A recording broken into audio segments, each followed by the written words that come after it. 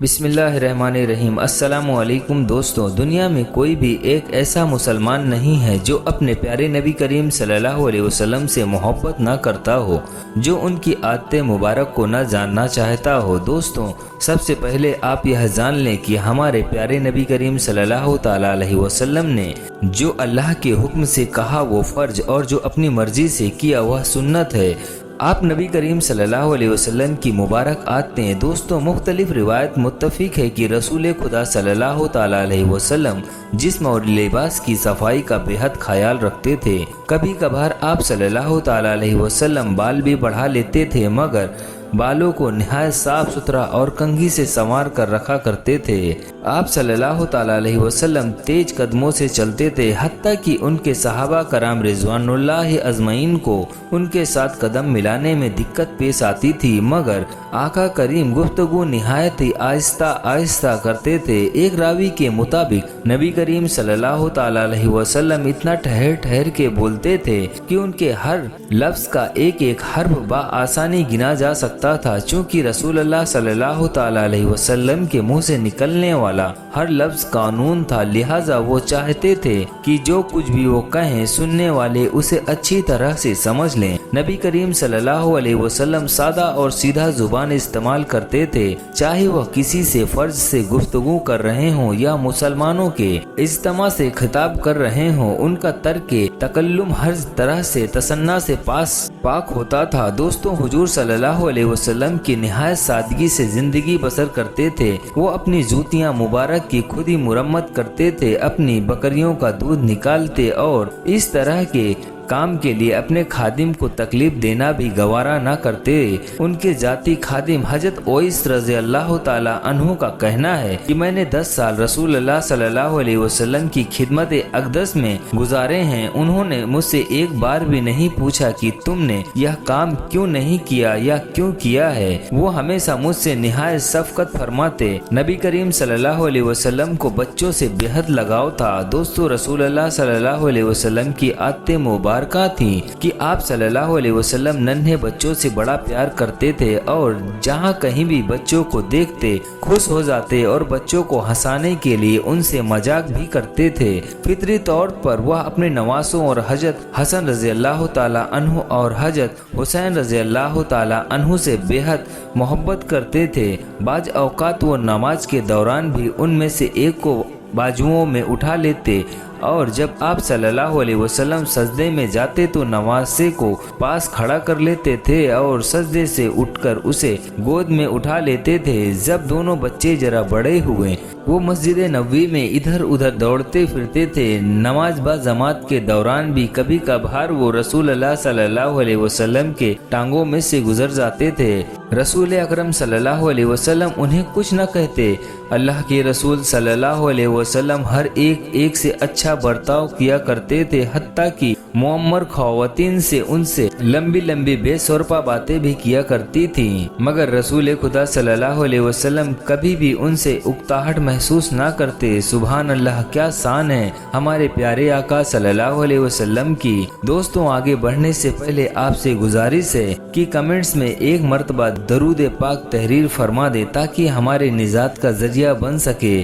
نبی کریم صلی اللہ تعالیٰ علیہ وسلم کے مطابق مختلف واقعات حضرت محمد صلی اللہ علیہ وسلم اور حضرت جابر رضی اللہ تعالیٰ عنہ کے ایک بہترین واقعہ ہے۔ دوستوں، آپ صلی اللہ علیہ وسلم کی عادت مبارکہ تھی کہ سفر کے دوران وہ قافلہ کے ہر فرد کے ساتھ رابطہ فرماتے تھے اور بار بار لوگوں کے پاس جاتے تاکہ وہ خوش رہیں۔ ایسے ہی موقع میں وہ اپنے ایک پرانے دوست حضرت جابر رضی اللہ تعالیٰ عنہ کے پاس گئے جو اپنے بوڑھے اونٹ پر جا رہے تھے۔ حضور صلی اللہ علیہ وسلم نے خود اس طرح سے سنجیدگی ظاہر کر لی کہ کوئی بھی دیکھنے والا سمجھ سکتا تھا کہ نبی کریم صلی اللہ علیہ وسلم مذاق فرما رہے ہیں۔ پھر انہوں نے جابر رضی اللہ تعالیٰ عنہ سے کہا، اچھا کیا تم اپنا اونٹ مجھے فروخت کرنا چاہو گے؟ جابر رضی اللہ تعالیٰ عنہ نے جواب دیا، ہاں، مگر ایک شرط پر کہ میں اونٹ مدینہ جا کر واپس آپ کے سپرد کروں گا، آپ کو چاہیے تو لے لیجئے۔ رسول خدا صلی اللہ علیہ وسلم نے کہا، آپ بتائیے 1 درہم میں بیچو گے؟ پھر جابر رضی اللہ تعالیٰ عنہ نے کہا کہ اے اللہ کے نبی صلی اللہ علیہ وسلم، آپ مجھ سے مذاق کرتے ہیں؟ پھر آپ صلی اللہ علیہ وسلم نے قیمت بڑھائی تو کہا تو چلو 2 درہم لے لو۔ پھر جابر رضی اللہ تعالیٰ عنہ نہیں مانے تو نبی کریم صلی اللہ علیہ وسلم نے 3، پھر 4 اور پھر 5، آخر کار 40 درہم اونٹ کی قیمت طے ہوا، اور پھر جابر رضی اللہ تعالیٰ عنہ بھی 40 درہم میں مان گئے۔ پھر نبی کریم صلی اللہ علیہ وسلم نے چند ادھر ادھر کی باتیں کی اور قافلے میں کسی اور شخص سے ملاقات کے لیے روانہ ہو گئے۔ مدینہ واپس پہنچ کر جابر رضی اللہ تعالیٰ عنہ نے اپنے زوجہ سے تمام معذرت سنایا اور بتایا کہ کس طرح سے رسول خدا صلی اللہ علیہ وسلم نے خوشگوار ملاقات کی تھی۔ ان کی زوجہ بہت ہی نیک تھی۔ پھر ان کی زوجہ نے حضرت جابر رضی اللہ تعالیٰ عنہ سے اصرار کیا کہ وہ رسول اللہ صلی اللہ علیہ وسلم کی بات کو مذاق تصور نہ کریں، بلکہ اونٹ رسول اللہ صلی اللہ علیہ وسلم کے گھر لے جائیں۔ جب رسول اللہ صلی اللہ علیہ وسلم کو اطلاع ملی تو وہ مسکرائیں اور انہوں نے اپنے غلام کو حکم دیا کہ وہ جابر کو 40 درہم ادا کر دیے جائیں۔ رسول اللہ صلی اللہ علیہ وسلم نے وہ اونٹ بھی بطور تحفہ دوبارہ جابر رضی اللہ تعالیٰ عنہ کے حوالے کر دیا۔ یہ اونٹ ان کے پاس بھی کئی سال تک حضرت جابر رضی اللہ تعالیٰ عنہ کے پاس رہا۔ جب بھی جابر رضی اللہ تعالیٰ عنہ کو اس واقعے کی یاد آتی تھی تو رسول پاک صلی اللہ علیہ وسلم کے اس یادگار تحفے کو دیکھتے تھے تو نبی کریم صلی اللہ علیہ وسلم کی یاد میں کھو جاتے تھے۔ اللہ اکبر۔ حضور پاک محمد صلی اللہ علیہ وسلم جانوروں سے بے حد شفقت فرماتے تھے۔ دوستوں، اللہ کے نبی صلی اللہ علیہ وسلم جانوروں پر بھی بڑی شفقت فرماتے۔ ایک روز حضور نبی کریم صلی اللہ علیہ وسلم فوجی دستے کے میدان میں جا رہے تھے کہ ایک صحابی حضور صلی اللہ علیہ وسلم کے پاس کسی پرندے کے چند چھوٹے چھوٹے بچوں کو لائے۔ ان کی ماں بھی ساتھ تھی۔ رسول خدا صلی اللہ علیہ وسلم نے ان سے پوچھا تو صحابی نے بتایا کہ میں نے ان بچوں کو ایک گھونسلے میں دیکھا، جیسے ہی میں ان کے قریب گیا تو ان کی ماں پرواز کر گئی۔ میں نے تمام بچوں کو اپنے رومال میں لپیٹ لیا۔ جب میں چلا تو ان کی ماں بھی میرے سر کے اوپر چکر لگانے لگی اور میں نے رومال کو زمین پر کھول کر رکھ دیا تو ماں بھی بچوں کے پاس آ گئی اور میں نے اسے بھی بچوں کے ساتھ رومال میں لپیٹ دیا۔ اب یہ سب آپ کے سامنے ہے۔ رسول اللہ صلی اللہ علیہ وسلم نے صحابی کو حکم دیا کہ وہ ترنت واپس جائیں اور بچوں کو ان کی ماں کے سمیت اس کے گھونسلے پر چھوڑ کر آئیں۔ اسی طرح سے ایک مرتبہ رسول پاک صلی اللہ علیہ وسلم نے فوج کی ہمراہ جاتے ہوئے ایک کتیا کو دیکھا جس کے بچے ماں کا دودھ پی رہے تھے۔ حضور صلی اللہ علیہ وسلم نے ایک سپاہی کو کتیا کے پاس کھڑا کر دیا اور اسے حکم دیا کہ وہ ساری فوج گزرنے تک کتیا کے پاس ہی کھڑا رہے اور کسی کو اسے پریشان نہ کرنے دے۔ حضرت محمد صلی اللہ علیہ وسلم کا ایک اور بھی بہت خوبصورت واقعہ دوستوں روایت میں آتا ہے کہ ایک اور سفر کے دوران حضور صلی اللہ علیہ وسلم چند صحابہ کے ساتھ میں تھے۔ انہوں نے صحرا میں ملنے والے ایک گڈریے سے بھیڑ خریدی۔ حضور صلی اللہ علیہ وسلم کے ایک رفیق سفر نے کہا میں بھیڑ کو ذبح کر لیتا ہوں۔ دوسرے صحابی نے ذمہ داری لی کہ میں اس کی کھال اتار لوں گا۔ تیسرے صحابی نے گوشت پکانے اور کھانا تیار کرنے کی بھی حامی بھر لی۔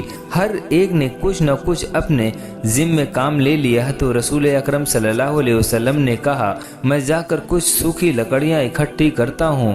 تو تمام صحابہ کرام نے کہا کہ یا اللہ کے رسول صلی اللہ علیہ وسلم یہ کام بھی ہم سب کر لیں گے، مگر رسول پاک صلی اللہ علیہ وسلم نے فرمایا میں لکڑیاں ضرور لاؤں گا۔ یہ مناسب معلوم نہیں ہوتا کہ آپ سب تو کام کریں اور میں کوئی مدد نہ کر سکوں۔ تو دوستو یہ ہے اوصاف اور یہ ہے ہمارے عادات ہمارے پیارے آقا صلی اللہ علیہ وسلم کی جو دو جہاں کے بادشاہ ہیں۔ یہ تو کچھ مختلف واقعات ہمارے پیارے آقا صلی اللہ علیہ وسلم کی ہیں۔ دوستوں آج کسی کو چھوٹا مرتبہ مل جائے تو حکمرانی شروع کر دیتا ہے اور اپنے ملازموں کے ساتھ کام کرنے کو توہین سمجھتا ہے۔ ایک हमारे प्यारे आका सल्लल्लाहु अलैहि वसल्लम हैं, जिनको नौकरों से भी बेहद लगाव था। अल्लाह तबारक व तआला हमें हमारे प्यारे नबी करीम सल्लल्लाहु अलैहि वसल्लम के नक्शे कदम पर चलने की तौफीक अता फरमाए, आमीन। उम्मीद करते हैं दोस्तों आपको यह मालूमात पसंद आई होगी। तो आप सभी से मेरी गुजारिश है कि अपनी राय कमेंट्स बॉक्स में ज़रूर दें और इसी तरह की इस्लामी मालूमात हासिल करने के लिए